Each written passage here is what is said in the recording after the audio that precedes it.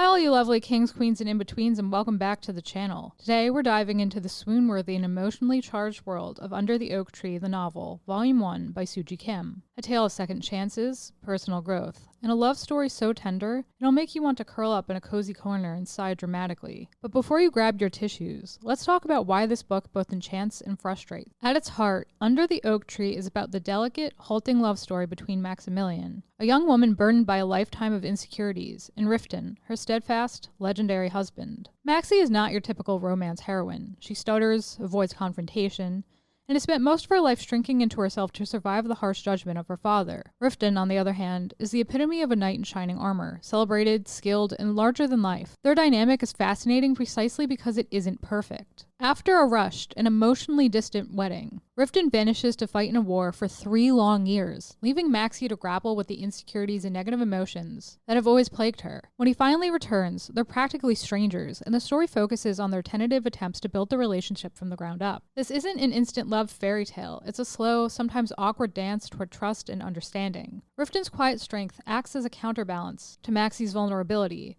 and it's in their contrasting personalities that the novel shines. Maxi's timidity isn't presented as something she needs to fix to be loved. Instead, the story highlights her incremental growth, showing how she learns to stand on her own 2 feet, while still leaning on Riftan when she needs to. Similarly, Riftan isn't just a stoic knight caricature. His deep care for Maxi comes through in subtle, poignant moments that make their growing connection feel genuine and heartfelt. The writing truly excels in capturing Maxi's inner turmoil. Her struggles with self-worth and her desperate desire to become someone Riftan can be proud of are heart-wrenchingly relatable. Her internal monologue pulls you into her world, making every small victory, like speaking up for herself or mastering a new skill, feel monumental. Maxi's journey to reclaim her agency is as compelling as the romance itself, and it's impossible not to root for her as she slowly discovers her own strength. On top of the character-driven narrative, the world building is lush and immersive. From the grandeur of knights and castles to the simmering undercurrent of political tension, the setting feels alive and layered.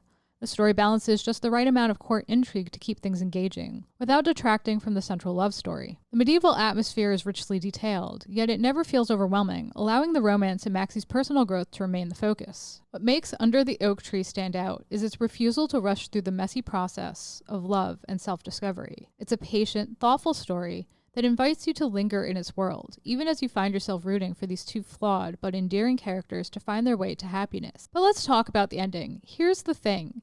It doesn't feel like an ending. You know how you're watching a show and suddenly the episode just stops, leaving you scrambling for the remote to see if you accidentally hit pause?